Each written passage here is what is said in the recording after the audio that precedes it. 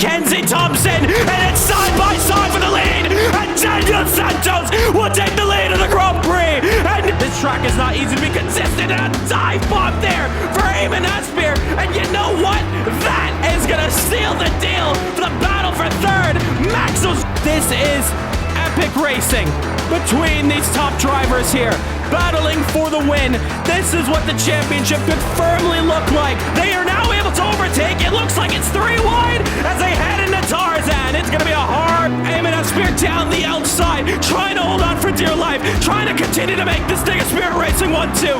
Can he do it? Maximo in the background. On the inside, Christian's been tagged. He's in the gravel. Max and Andy Ari will take over that position. This is CMRSC, one of Assetto Corsa's most competitive racing leagues. My team and I, S&M Simsport, are currently competing in their Porsche Carrera Cup, but things haven't exactly gone to plan. So after a disconnect in round 1 and not starting round 2, I'm ready to show this league that I'm capable of fighting in the front.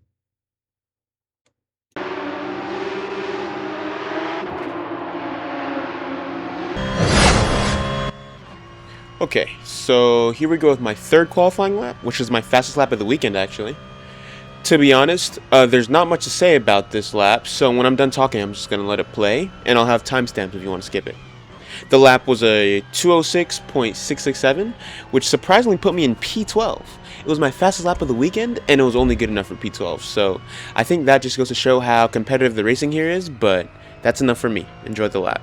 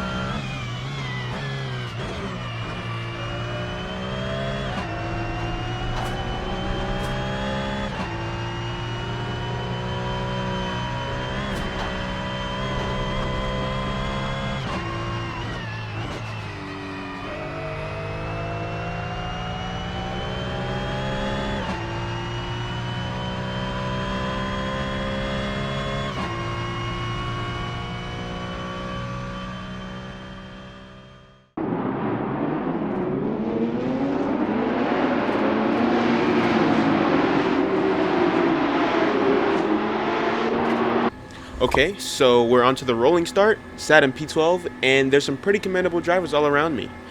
Evan, Eamon, Layla, and my team on S&M's Academy side, Mike, just to name a few. And of course, all the aliens ahead. So I know that if I want to fight at the front, this is not going to be an easy task.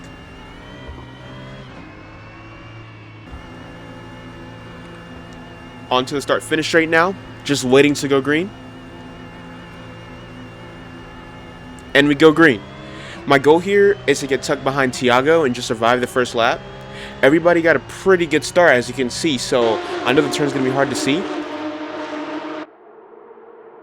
We go down into T1, into the TV cam now. As you can see on the bottom, a couple drivers going wide. I go wide, but we make it. We make it through. We're still behind Tiago.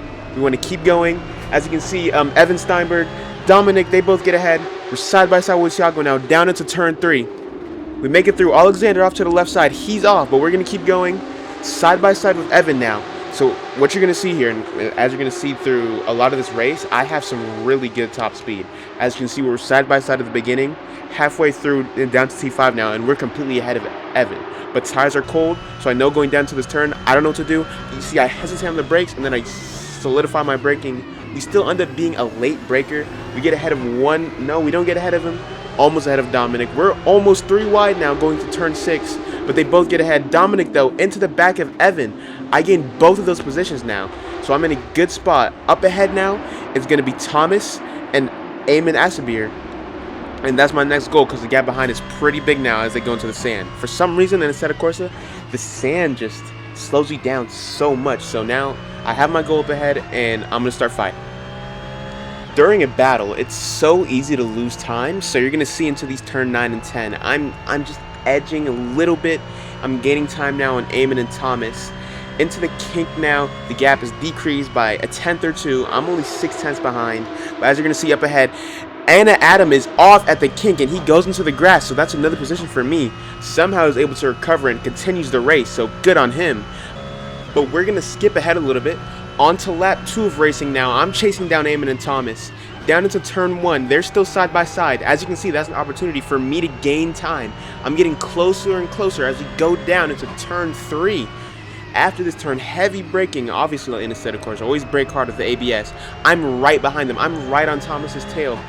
We're going to go on board with Thomas now as I chase him down. Once again, using that insane top speed I seem to have for some reason. Also combined with the slipstream to go down into this heavy downhill turn of turn 5. And we're going to try to make a move down the inside. We brake later though, but he manages to stay side by side with us down here.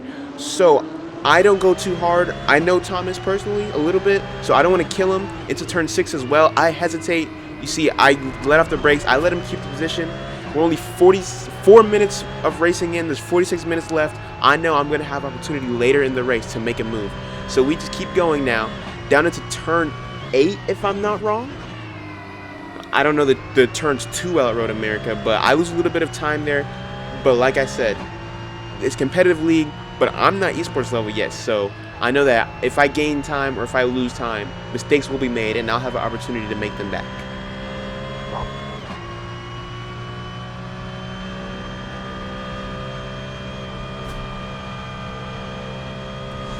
As we go down into turn 12, we're going to backtrack a little bit to go on TV cam with the kink to see the kink take its next victim of Muhammad Abdullahi as he goes just wide into the grass, and then he loses the car into the wall. And on the rejoin, he's going to collect the driver and go spinning. Somehow that driver made it through without contact, but Muhammad is not in a good position, and this is going to bring out the first safety car of this Grand Prix. So after this turn 14, the final turn of this track, we're going to start lifting, and we're going to line up with Eamon and get ready for the safety car restart.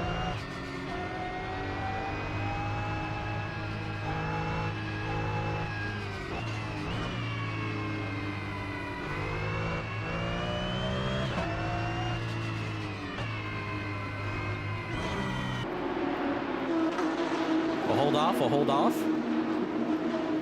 We're on board with me at the safety car restart now, which happened pretty late and caught me out as well as a few other drivers. For some reason, the green flag came out pretty late. As you can see, the front guys are pretty much already into turn 1, and the green flag hasn't come out yet. So that was pretty weird, and it caught us out. But as you can see, we go green now. A little bit hesitant on the throttle there, but I'm in a good position now. I'm happy, even though Evan's coming up beside me. I know I can defend it. So down into turn 3, I edge him once more with my good top speed. I'm able to have the acceleration to defend into turn 3, where now Kasper Tazicki has lost a couple positions, so we're going to be chasing him down into turn 5. Once again, with my amazing top speed, you can see I'm gaining time on Layla, I'm pretty sure, and Evan behind. So thankfully I had good top speed down this straight. It's going to help me a lot, and you'll see that more during this race. But we're down to turn 5 now. We make a big dive on Kasper. Thomas, though, contact with Eamon. He goes sliding out of the race. So now we get in position. We're up into P6 as we go up into turn 6.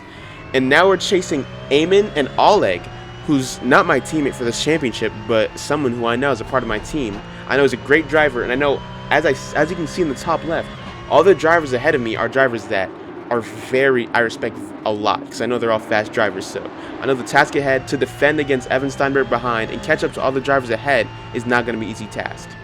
Thankfully, though, they go 3 wide almost into turns 9 and 10. So now I'm only 3/10 behind Eamon as we go into the kink.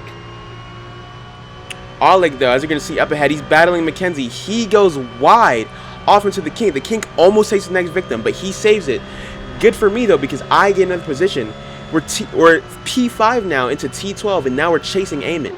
A lot. You're going to see a lot in this race that Eamon's really the main guy I needed to beat. For a long time in this race, I was right behind him, and we were side by side in so many moments, and it was great racing. Eamon, if you're watching this, amazing racing. So we go down into the final corner of this track, and we're chasing him down. Hope you're gonna see top speed saves me once again. I have beautiful top speed down into turn 1. We're on to lap 5 of racing now, I think, after this. So we use the slipstream. We get right behind him. Now into turn 1. We're beside him. We have the inside. I know I have the opportunity to make a move. So down into turn 1, I'm slightly ahead of him, but he gets a really good exit, so he's able to keep the position. But like I said before, this straight down into turn 5, it's just been beautiful for me so far. So I'm hoping it'll be beautiful for me again. The slipstream is saving me. We're catching back up. No need to worry about anybody behind. As you can see on the delta on the top left, Evan is 1.3 seconds behind, so I'm going to try to send it down the inside into turn 5, but he brakes way later than me. That was really surprising to me. He didn't even go wide or anything, because early in the race, when I braked where I just braked, I was able to, you know, make positions. So I thought that would be a good braking spot, but somehow he braked way later than me, and you're going to see that a lot in this race. I was just really prone to getting dive bombed. I got dive bombed a lot in this race, but I don't want to spoil too much, so we'll just keep going now. We're into T8 now, only 6 tenths behind Eamon, but we're going to make a cut to lap 6, where we see what causes the second safety car of the race. As you can see, Layla Petralgia had a big off with, I'm not so sure who just hit her there, but as you can see, she flips over and goes into the sand at the end of the final corner, and then someone else, one of the people that earlier in the race, Muhammad almost took out when the first safety car came out, he goes sliding as well, and he collects a driver. And so, yeah, that was just a big moment, and that was enough to bring out the second safety car of the race. Okay, so we're on to safety car restart number 2, and something you might notice off the bat is the gap between me and Eamon and Mackenzie at the start of this. I'm not even going to talk too much about the start of this because, I mean, the gaps are just big. 1.4 ahead as we go green and 6 tenths behind Oleg. The issue was, I just wasn't so sure when the lights were gonna go out. I was scared they would go out early this time because of how late they came out previously. So I didn't want to, like, you know, try to jump ahead and catch up to Eamon, and as I'm doing that, have the safety car lights go green. So I just decided to stay, you know, the big gap behind. But honestly, it didn't really matter. We're actually gonna skip to the next safety car because this was just a boring part of the race. Nothing much really happened. So enjoy watching the chaos that ensued to bring out the third safety car of the race. SL section of the circuit into the kink. There's trouble up the smoke. Oh, safety car deployed, safety car deployed, safety car deployed. That is a hard one. Evan Steinberg collected. That's trouble again. That is trouble. And Anna Adams crabbing there.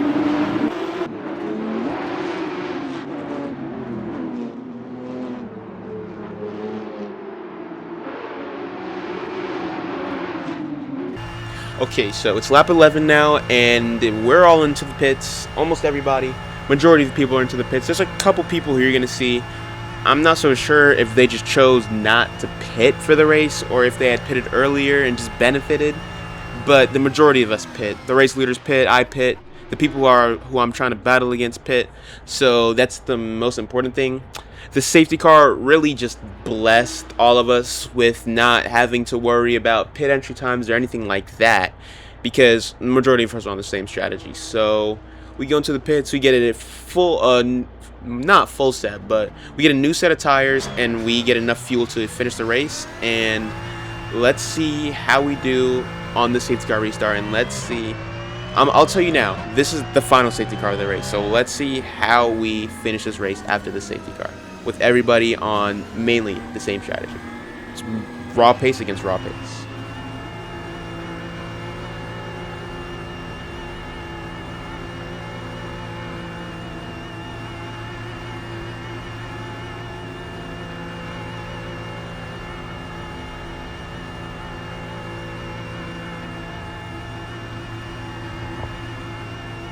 we go green once again. Late start for me. I don't know why I haven't learned, but as you can see off to the left, Mackenzie Thompson goes flying off. She just got taken out by Eamon. I'm not wrong. Now that I'm recording this, since I'm recording it so late, I know that Eamon did get a 10-second penalty at the end of the race. I don't know if that's what it was for, but I know, one can assume. So, past that, you might have seen Kasper Tziki got past me after my late safety car restart. So he got up ahead. We're still in P10 because we lost position and gained one. Down in the straight before turn 5 now. We're going to sit behind Kasper and use the slipstream to try to get past Massimo. I'm pretty sure when I had said earlier that a couple people didn't pit for a new fresh set of tires, I'm pretty sure he's one of the people that didn't pit. But as you're going to see, we gained 2 positions as 2 people, Kasper and someone else, go off. They braked way too late. And then we're going to gain even more positions as 3 people go off. If I'm not wrong, that's Eamon Asbier, Christian Romao, and Thiago Rivas. If I'm not wrong. I'm too lazy to check. So now we're racing Massimo, who I'm pretty sure has old tires. He just had low speeds into a lot of these slow corners, but he had put on some amazing defense. I struggled trying to get past him, and it took me a bit. You're going to see we're behind him for a bit. Behind us, though, Dominic Mazzucco and Kasper Tziki are going to put pressure on us as well. So, I really need to get past him, because if I stay behind him and he keeps going slow into these corners, the pressure behind us is going to keep building and building. So through the King now, I mess up, though. I get a pretty bad, really big lift considering I'm on a fresh set of tires. So now, Dominic is going to start putting a lot of pressure on me. Down into turn 12, he dives down the inside. He makes that position with a beautiful exit. I'm hoping into turn 13 that, I have an advantage, but he still manages to hold that position. I was hoping, like Eamon did to me earlier in the race, I would be able to just hold position with some better defense, but it didn't work out. So now we're through to after the final turn, down, going through, and we're about to enter lap 14 of racing. As you can see, Dominic, he lags, but it doesn't matter because my amazing top speed is going to bless me. I don't know if that was my lag or his lag, but it's like I'm in a rocket ship, and I'm catching up to Massimo again. So now we're side by side into turn 1. He brakes later than me, but I'm on the outside. I'm hoping I just get a better exit. He drives inside of me. I don't know what just happened there. That happens a lot on these surfaces for some reason. You see, he's flashing his lights because that was just a weird incident. And then down into turn 3, I think he got hit because he slides through to make an overtake. He got a boost, I think, from Kasper, and that was honestly just weird. I mean, slid and held that. I don't know how he held it together, but that was impressive. Now he has better top speed than me. I think it's the first time someone has better top speed than me. Down into turn 5, so he has the edge on me. Make sure you're watching closely because something insane is about to happen. Dominic Mazzucco gets absolutely assassinated by Eamon and Thomas. He's flipped over in the corner there. We're going to zoom in on him, but he's already teleported. He's gone. Thomas in the background is gone. And now, if I'm not wrong, that's Christian Romao and Eamon Asbier behind me, both fast drivers. In that chaos, Mike Van Dorn was able to get ahead of me. So now I'm chasing him. I haven't seen him all race, so I'm assuming that he doesn't have the pace. So I'm going to just try my best to catch up to him and also catch up to Massimo, who's still managed to be so high up into this race. He's in P4 right now. Very impressive that he's managed to put on this defense and hold that position for so long. We're in turn 9 and 10 now. As you can see, I caught up a lot to Mike Van Dorn. I'm hoping I can sit in this slipstream and then make a move to turn 12. Through the kink, way better lift than I had earlier, but almost into the grass, so that's a bad exit on me. Christian Romao is not too far behind. The gap I have to Mike is the same gap that Christian Romao has behind, so I know I have to defend well into this corner. I close the door. He can't make a move. Massimo, though, he goes off because of his old tires, which I'm still assuming he has. Mike manages to almost make the move. Through turn 13, he doesn't get it done, though, but as you can see, like I said before, those slow turn speeds are going to allow you to be prone to pressure from behind. So now Christian Romao into the final corner is going to dive me. And now we're going side by side into the next lap. Once again, I don't know if you saw, but he was kind of inside of me. It looked better from his point of view, which I had seen earlier after the race. So yeah, that happened a lot this race, but we're going to ignore that for now. We're side by side into turn 1 with Christian Romao, who was a front runner earlier into the race. I know he's not going to be easy to defend against. We're still side by side. He manages to keep putting pressure on me. Down into turn 3, Eamon also has started to catch up. I put on some good defense, though. I keep the position into after turn 3. I'm behind Massimo now. It's finally my chance to get past him. Into turn 5, I have the better top speed like we've seen throughout this entire race. I get past him. Mike Van Dorn now a second ahead. I'm hoping I can still catch up to him like I was before. Massimo's only 1/10 though, so he dives down and he's able to keep that position. And Christian Romao also makes that move since I couldn't close the door. So now that's 2 positions I've just lost. But it's not gonna matter because now that we're going down into turn 7, Christian Romao gets a little bit too excited and he goes into the back of Massimo and they both go off into the grass. And like I said before, that absolutely ruins your top speed in the Assetto Corsa. So now I have the position, but Eamon dives it down on me into T8. What a beautiful move, honestly. Like I said, I don't know if I said it earlier, but I've been dive bomb prone a lot of this race, and I'm going to be honest, it was mainly from Eamon. He had some beautiful overtakes on me. I mean, you have to put respect where respect is due, but we're going to keep chasing him down through turn 10 into the kink now. We're chasing. We're going to skip ahead into turn 12. I'm going to go through it on the inside. We're going to try and make a move. We're side by side now. Before, early into this race, into turn 13, he put on some good defense to keep the position. He does it once again, but we're going to backtrack because I need to show you a quick incident that happened. As you can see, we're on board with Kasper Tazicki, who is now the driver behind us. And as we go past turn 13 into the final corner of the race, turn 14, when he tries to make a move on me, I absolutely close the door on him and I ruin his race. I tried to put a ticket to lose a penalty. I thought maybe it was lag that caused that incident, but now that I'm seeing it, I really just closed the door on him, and I apologize for that. And you're gonna see later in this race that well, you're not gonna see it, but I get a 10-second penalty for that. And the gaps were so close near the end of the race that kind of hurt me a little bit. But you know, I deserved it. I ruined his race. The majority of lap 17 is boring, so we're going to cut to near the end of it, down into turn 12, where I'm still chasing Eamon. Like I said, I'm chasing him for a lot of this race. He goes wide, but I don't think that really, well, no, as you can see, it did ruin him. Into turn 13, I don't try to go for anything now. We're on board with Eamon, so you know, into the final corner of the race, I'm going to try something. I send it on him down into the turn 14, and I make the move stick. And I know that with my good top speed, I can hold it. And honestly, I think that's what Kasper was trying on me, and I closed the door. So thank you, Eamon, for not ruining my race like I ruined Kasper's. But you're going to see down into turn 1, he's bumping me a little bit. And out of nowhere, Christian Romao, with amazing top speed, gets past Eamon. So I have to defend on both of them into turn 1. Eamon, though, breaks late, gives me the speed boost I need to have a better exit on Christian Romao to hold my position down into turn 3, to hold this P5. I close the door once again. I have good defense here. But I was a little bit weird on the braking, so I was scared that was going to ruin my exit, which it did, because I can see Christian Romao is hawking me down. The gap is closing. He's side by side with me now. As we go down into turn 5, Eamon's not too far behind. Hard braking now, down into turn 5, and although I felt like I didn't brake too late, as you can see behind, I guess I'm still braking early because Eamon and now Mackenzie Thompson are both putting the pressure on me. So I have to defend into turn 6. I'm able to keep the position.